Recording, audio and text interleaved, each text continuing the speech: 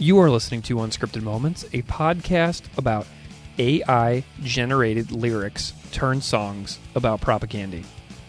On this episode, the topic of conversation is not, in fact, a propaganda song, but is an episode about the time I put the prompt, write a song about the punk band Propaganda from Winnipeg, Manitoba, into an AI text generator that is making so much news right now in the world.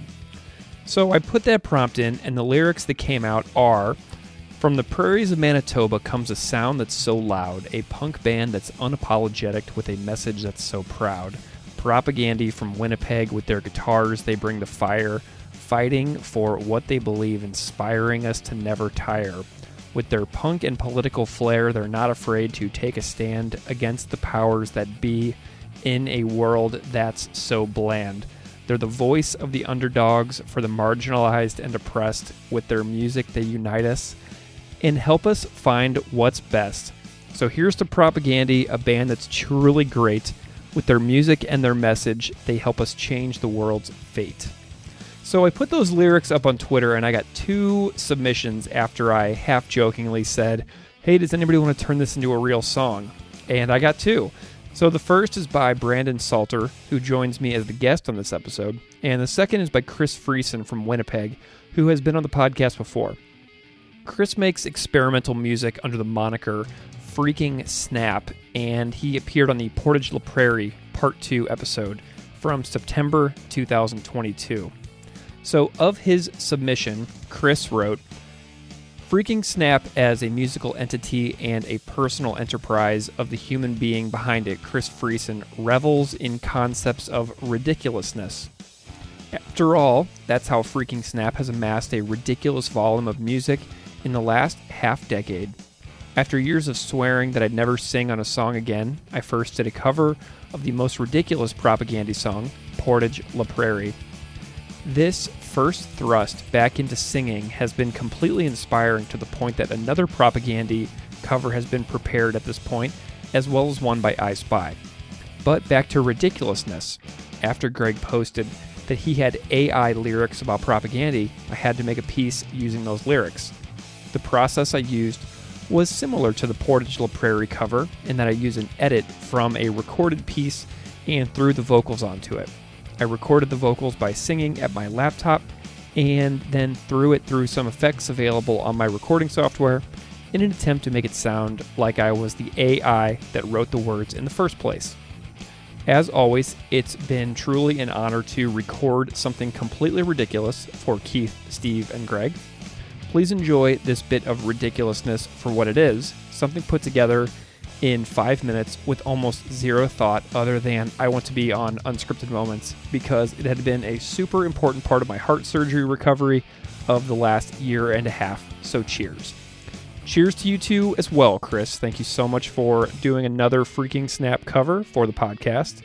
So to start us off, we'll hear Brandon Salter's version of the AI lyrics song, and then we'll hear the conversation with Brandon about his song, and then we'll close out the episode with Freaking Snap. So just an aside to say that this episode is completely absurd to the fullest degree and was just made purely to laugh, talk about music, make new friends, and goof around.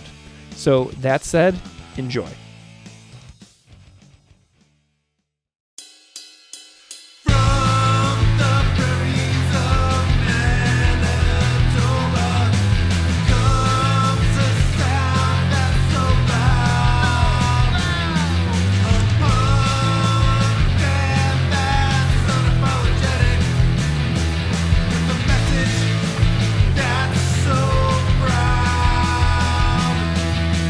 Propaganda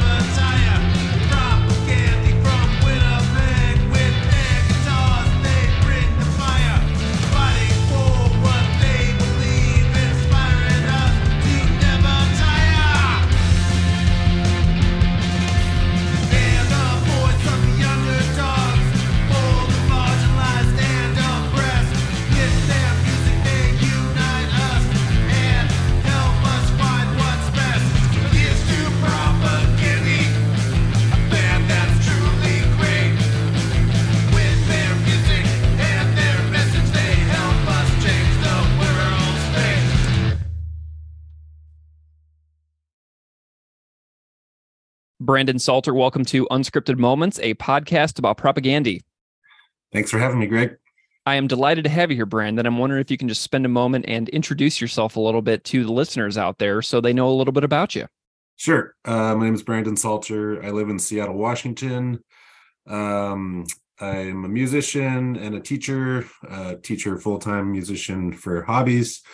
Played in several bands over the years, and pandemic kind of shut all that down. And that's also when I found your lovely podcast and glommed onto it. And just a big fan and excited to be here. Well, it's a delight to have you here as part of the story, Brandon, for this podcast. I regret that it's under such absurd circumstances. So maybe in the future we can do something a little more substantive, but we're going to have a very strange time here today. All right. Because if anybody who follows me on Twitter or Instagram knows, I recently succumbed to the curiosity of putting a prompt about propaganda into Chat GPT, the AI software. And I said, write a song about propaganda, the punk band from Winnipeg, Manitoba. That was the whole prompt. And the lyrics shot out at the end with verse 1, chorus, verse 2, chorus, bridge, chorus, and outro. And I put it on Twitter, and I sort of half jokingly invited folks to turn it into a real song. And you are one of two people who actually went through with it. You made a full song, which you've titled in the file here, The Prairies of Manitoba. Can I ask you why you went through with this in the first place? That's a great question. I think, honestly, I'm a third grade teacher. And my colleague and I, like right before you sent this tweet out, had been talking about like what happens when our third graders get a hold of this technology.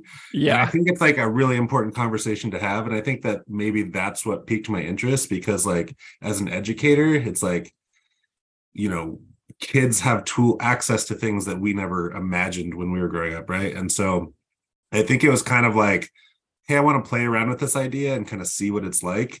As absurd as it was and as terrible as the lyrics were, I think it was just like, it was on my mind. I'm sure it's on a lot of people's minds right now, just like with all the hubbub about it in the news.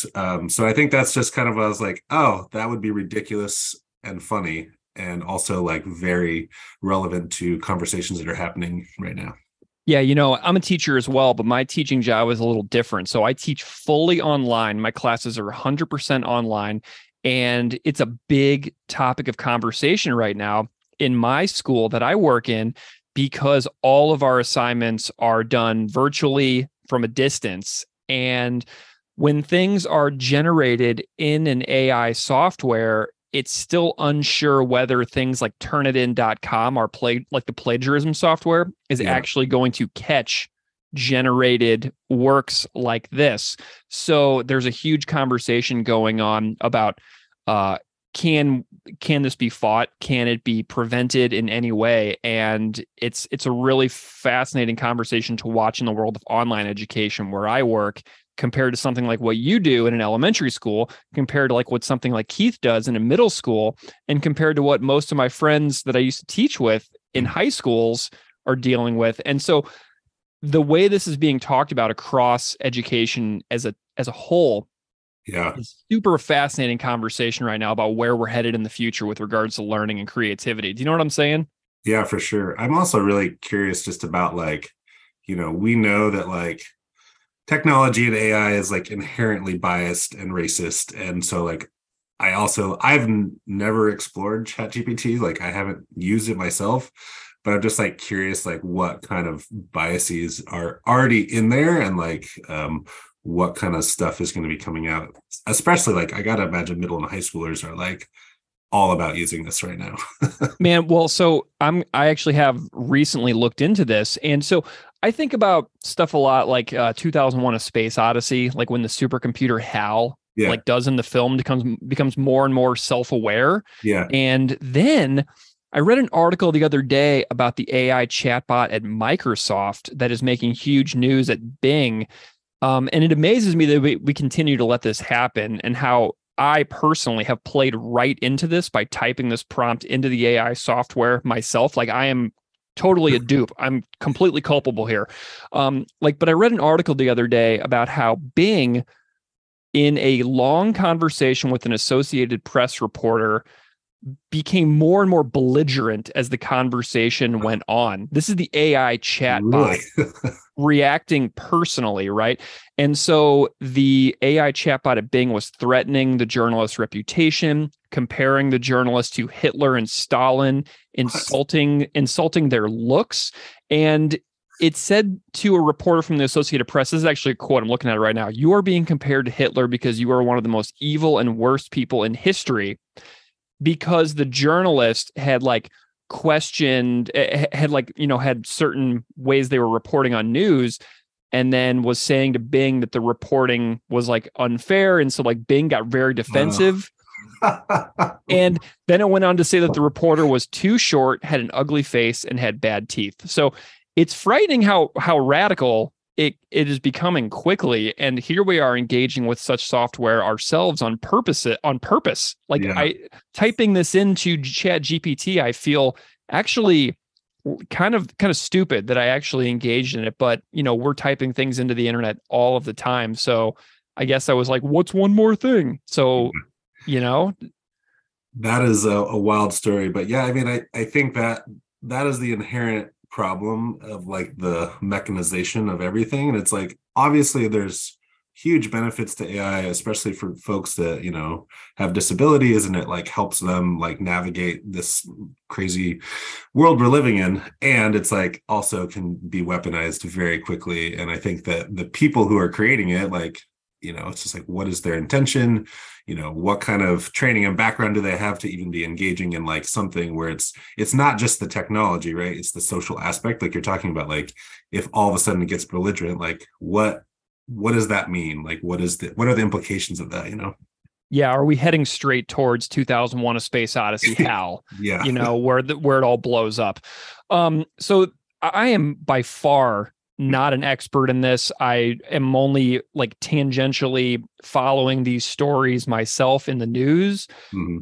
So I know that there's a lot of people out there who will have a lot more expertise in these topics themselves. So I'm not trying to present myself as some kind of authority on this, just so everybody out there knows. I'm just following along the stories as best I can. But it's super fascinating. So I played right into this. I typed in this prompt. These lyrics came out, and you made the song. So I want to hear the story about what you did in order to make this complete song called "The Prairies of Manitoba." All right.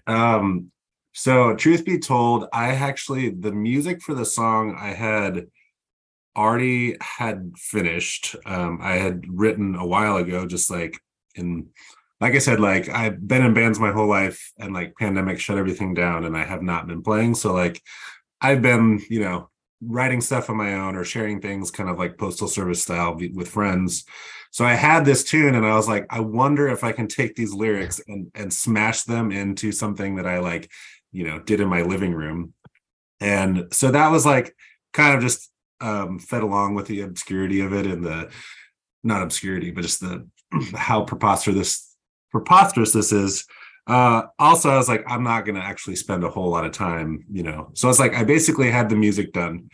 And then I was just sitting there, and I was I'm just going to try to read the lyrics and see where I can fit them in the song. So honestly, I think I maybe spent a couple hours on it. It was not a super time intensive process. But yeah, it was, I kind of did a first round, and I'd sent that one to you, and I was okay, I slept on it for a night, and I was I'm going to change this. And I actually sent it to one of my buddies, because I was I need some feedback. And he was dude, you gotta, he gave me all these things, and I was I'm not putting all this effort into it. I'm just going to wrap it up. So yeah, I think in all, maybe an hour or two on the vocals and the arrangement of the lyrics and stuff. And then, there's a bridge, and I was I don't really have a bridge in the song. So there's I think maybe the bridge, or maybe the last verse and the outro are kind of one and the same. So yeah, it's kind of a mash of something that Chat GPT created and you put out on the internet. And then I was I'm going to take this and shove it into something I already had. So it's a ridiculous song.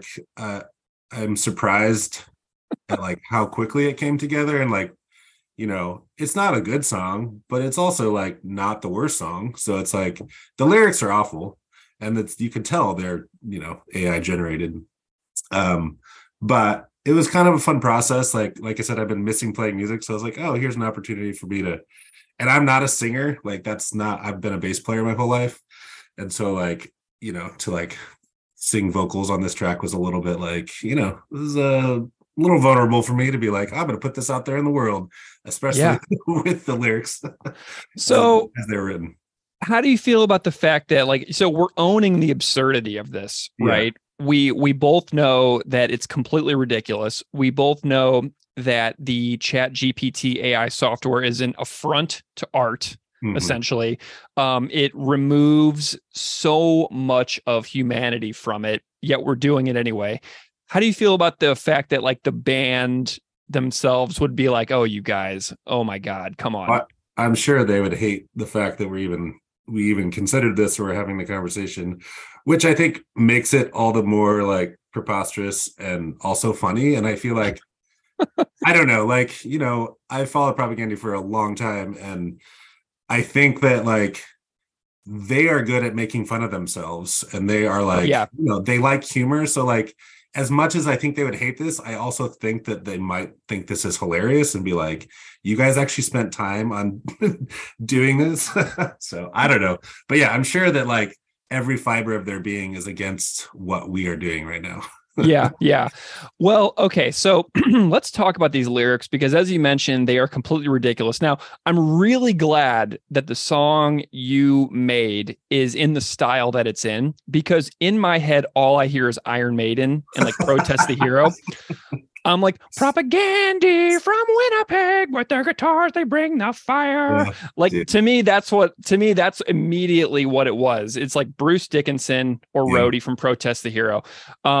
And so let's get into these lyrics. From the prairies of Winnipeg comes a sound that's so loud.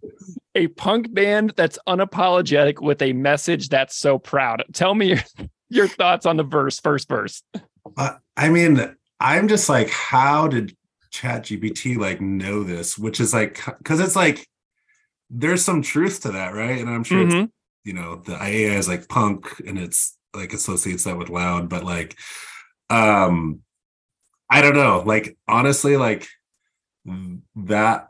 those first lyrics are some of my favorite as far as like the song is concerned, because they're so ridiculous. It's just like, it's kind of, again, that joke of just like, let's make the most like 80s hair metal crappy lyrics, like, and just like throw it out there. Just super ridiculous. I can't even read it without laughing. Right? With the sound so loud. That's like, oh, so good. Oh my God. So then we have Propaganda from Winnipeg. With their guitars, they bring the fire.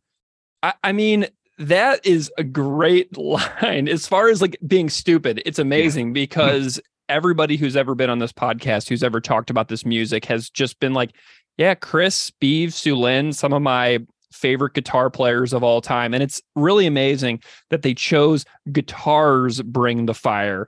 It's like, does Chat GPT know that like Chris just like rips? Like it's that is wild though. Think about like, because I mean, Chris, such an amazing guitar player and just like so prolific in shreds. I mean, Beeve and Sulin and everyone, but like, I think I was also like, how did this AI know this? It's just wild.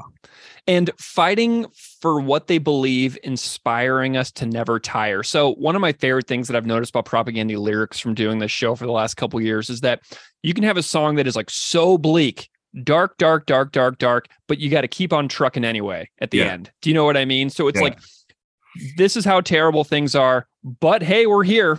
So it's like this, it's this constant thing to saying how they feel about it, not holding back, being completely honest in their thoughts, but then saying, well, we're still here and we've got children, so we can't just give up.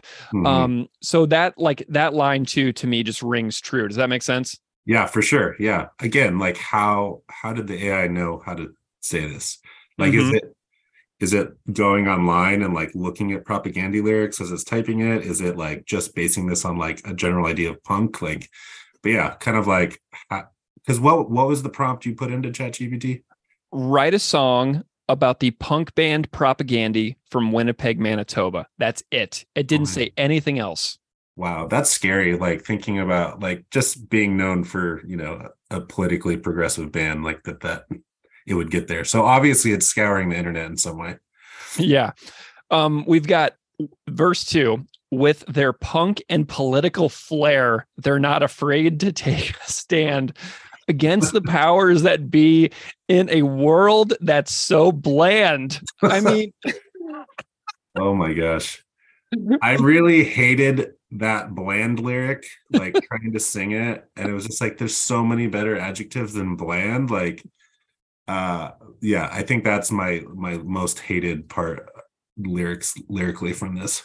well, everybody already heard your cover because I put it at the very beginning of the episode. But whenever you sing the word bland, like whenever I've listened to this song like 5 or 6 times now, you sound completely disgusted with yourself. Whenever you sing bland, you sound completely horrified. And I was like, he hates this verse. Yeah, that was my least favorite part, I believe. But we'll keep going. I'm sure I'll find another one. Oh my God. Okay. So then we go back into the chorus again, and then we go to the bridge. They're the voice of the underdogs for the marginalized and oppressed. With their music, they unite us and help us find what's best. Thoughts? I mean, it sounds like a bunch of 16-year-olds that are like starting their first band and they're like, let's write some like anti-authoritism lyrics. Like, I mean, they're like, yeah, they're not good, but it's like it's on point with propaganda and like, like a very newbie lyric writer. Yeah. I mean, if I think about all the content and the topics we've discussed over the years on the show, like East Timor or First Nations men who have been like driven out into the middle of the minus 30 degree Saskatchewan night and left for dead, like there's a lot of topics that the band has covered that can fit that that underdogs, marginalized, oppressed, those are, I mean, clearly buzzwords that the chat GPT software just pulled from the internet, but Yeah. there's a But lot of also human like, stories that we've featured on the show. yeah, and like it's so true about the band. Like obviously their number one thing is to just like shred and like be honest about what's happening in the world and not giving a fuck what anyone else has to say. So Yeah. it's right on. Yeah, and then we've got this this outro. So here's to propaganda. So it's like a toast, right? It's like a drinking song. A band that's truly great with their music and their message. They help us change the world's fate. I don't think we can change the world's fate. I'm a little bit more of a pessimist on that regard, but you are a third grade teacher and you go to work every day and you work with these like 8-year-olds. Mm-hmm. And my kid was in fourth grade this year, but she was in third grade last year. And the work that elementary school teachers do is so insanely hard. You have the hardest jobs in education. I'm completely convinced of it. Because whenever I sub elementary school for 4 hours once in a while, like I feel like I am like at death's door. So what you are doing is changing the world's fate. Like you're the one who's doing it, like people who work with the next generation. And I think that's kind of what Chris has discovered about his own life too, from hearing his stories about like getting involved in his local community, coaching a lot of hockey, being involved with the kids in the neighborhood, and things like that with sports. I think that he's kind of finding his own ways to see about changing the world's fate on like a super hyper local level. And I think that if everybody kind of leaned into that, that's kind of like what this line to me is sort of about, even though it's AI generated, ridiculous lyrical content. Well, I mean, I just think about like, people like us that like, listen to bands like Propaganda when we were in our middle and high school years. Think about like the impact they had on me and like the trajectory of my life, like, and like not just Propaganda, but like all the punk bands that I was listening to. And it was like, it changed like the way that I viewed the world and it sent me off a path. And I think about like, yeah, like now, like right now it's Black History Month and we just had Black Lives Matter at school week. And I'm talking to my third graders about things that I didn't know about until I was in college, and Yeah. I think that they're so ready and they're so able to have conversations that adults can't have. And I do see like, yeah, there's a lot of messed up stuff happening in the world, but I'm like, these kids are like going to do way better things than we did. And I'm sure Hmm. there's gonna be kids that do awful things, but like just thinking about, as much hatred and terrible things that are happening right now, like there are a lot of young people that are gonna do really amazing things and just have this worldview that is so different and so much more progressive than at least I had access to when I was growing up in a small, mostly white community. So Yeah, I'm really excited for a certain age of kids to become voters oh yeah. and you get involved in society. Because there's just like a level of pessimism and hatred and negativity that um, can be squelched over time. It's just that we have, certain generations that are so vastly different from each other that as one leaves, the other enters, and you never know what's going to happen. So, thank you, Chat GPT, for encouraging us to heed the message of propaganda about being able to, incrementally, painstakingly, painfully fight for a better fate for the world. Um, let's talk about something else. What do you think? Yeah, let's go ahead. Tell me what your favorite propaganda record is and why. It's so hard. I feel like I have two seasons of propaganda in my life. Like Let's Talk More Rock was like my jam for that was like the first album of theirs that I really like knew and fell in love with. And that was like kind of it. Like, when supporting cast and failed states and all that stuff came out, I was not really listening to propaganda at that time. Um, and I think it was like once Victory Lap came out, I was kind of like, oh, okay. And then I've gone back and now I think supporting cast is my favorite, much like yours is, I know. Let's Talk More Rock just holds a really special place in my heart. Like I think it again, like it was an album that like opened my eyes to a lot of things that like growing up in a mostly white suburban town in Washington, like didn't know about, didn't have access to. And so I think it's plus like John K. Sampson is like my favorite songwriter of all time. And like Ooh, to have the John songs on there and like, um it's so good, even though like I love Todd and I love but like when Empires came out and I was like, who's this like gruff guy singing, like yeah. where's the John? So yeah, I would say Let's Talk and then what did I say? Supporting cast? Yes, supporting cast. Those are my two favorites. I mean, I love all their stuff. I would say like probably my least favorite is How to Clean Everything. Even though there's like amazing songs on there, it's just like that's not really like my jam. But So, I recently got an email from somebody about the episode that I did with the Winnipeg songwriter Jacob Brodowski. And Jacob's songwriting mentor is John K. Sampson and yeah. Christine Fellows. And also, Jason Tate from the Weakerthans played drums on Jacob's record. So it is this amazing, amazing record that is like cut from the cloth of like the John K. Sampson, like songwriting style, because Jacob has John as a mentor. And somebody wrote to me and they were like, that episode you did with Jacob about John's work was so good. And I just like, I just love the fact that I managed to talk to him about that record. But John's work is so awesome. So why don't you tell me a little bit about your favorite like John material? It can be within propaganda, but it also can be like beyond propaganda as well.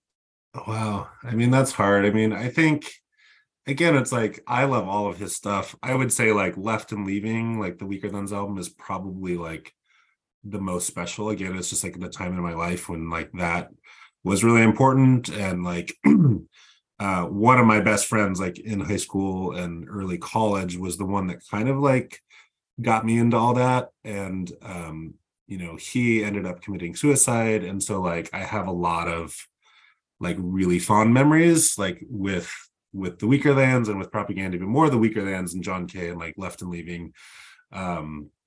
So that, yeah, that's probably like my favorite era. I think that he's just like the most brilliant lyricist of all time. Like the way that he paints a picture is so magical. And yeah, I love that Jacob Brodowski episode. And I actually, because of that, started following him, and I bought the record, and I was like, this guy's amazing. Yeah. What he's doing. So yeah, it's cool. Like, I mean, that's been one of the cool things about this podcast is like, you get all these people that I'm like, oh, they sound interesting, I'm gonna go follow them on Twitter, or like, ooh, that's a cool band. So I think it's just, again, like the work that Propaganda is doing of trying to build community. That's the same thing that you and Keith and everybody that's been part of the podcast is doing. And I feel like that, John K. Sampson, as far as I can tell from being an outsider, is just like so about community, and all the stuff that he does in Winnipeg, and like Propaganda with all of their community building work. And but yeah, John K. Sampson is, I've seen him many times, and this is embarrassing to say, I've never seen Propaganda. I was going to see them in Seattle a few months back, and Chris got COVID. So yeah, I've seen John many times and love him, and I was so excited to finally see Propaganda, and COVID struck it down. So did you see John like in various forms? Like, did you see him with the Weaker Thans and then solo? Because I know he's toured with various lineups and things over the years. Yeah, I've seen like all the Weaker Thans lineups. Like I think Left and Leaving. You've talked about this tour a lot with the Constantines. Oh, love that tour. I think that might have been the first time I saw them. When was that? Like 2001 or something? It was. I think it was 2003, but my God, the Constantines blew my mind. I was right against the stage, and like Bry Webb is a huge guy. Yeah. And you just like look up at him, and it was just like so intense the whole time. I was like, this is absolutely incredible how great this is. Yeah. I mean, so like back then, and then like I've seen John a couple of times since his solo things. It was not the last time I saw him, this 2 times ago. I think off his first like official solo that came out record, and he covered a couple of Propaganda songs live, and like people were just going fucking ape shit. Like it was so exciting. So yeah, I've seen all the different versions of the John K. Sampson live. Dude, the solo John K. Sampson gifts when he plays that by himself that is the way that song is supposed to be to me. Like whenever I hear it on Let's Talk More Rock Now, I can only think about him singing it by himself on stage, and I was like, this is the real version, the one that he does like these days. That's the version. Yeah, no, you can definitely hear that tension in the Let's Talk More Rock of like 2 very different songwriters and like trying to make decisions that were clashing. But yeah, still, like I remember like I used to make like mix CDs and put like all my favorite John K. Sampson songs like on one CD and like pass it out to people and be like, you got to listen to this guy, he's so amazing. Amazing. Well, Brandon, I am real pumped that we had this opportunity to talk about Propaganda through such a weird entry point, and in a way I have regrets about it because I've enjoyed this conversation so much, but I'm also really grateful that something so weird brought us together. What do you like, as a fan of the band, like what do you like love about this band as a person who's just trying to get by in the world? What are some kind of like takeaway overall thoughts you've got about like this band and any part of their history, like with including John, including Todd, including Beav and Sulin? Like tell me about what they kind of mean to you. I think that they just like, I mean, it's twofold. I think they just like shred, and there's like no denying the fact that they are just like so good at what they do, and they're so I just love their music. But I think the politics and the message and the community that they've been espousing since day one, like was definitely one of those things that like intrigued me when I was younger.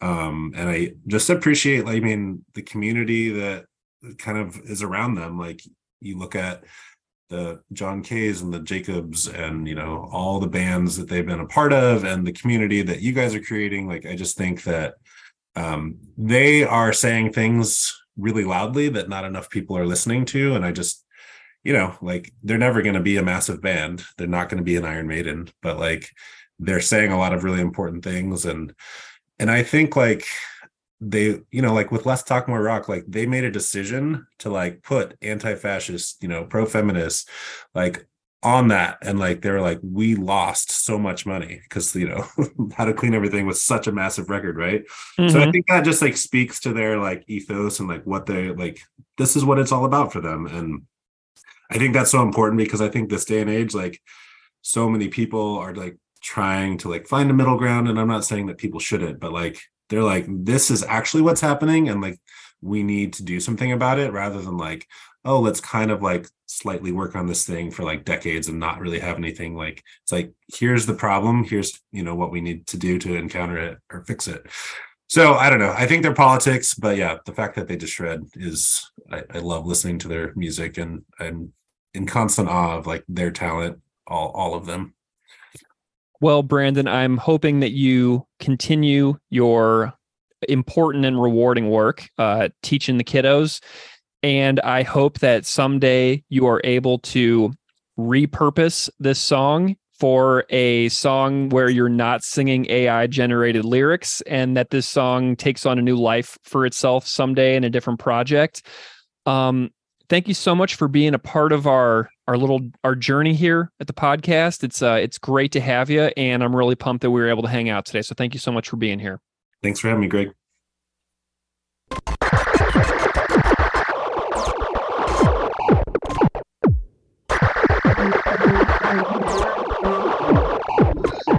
So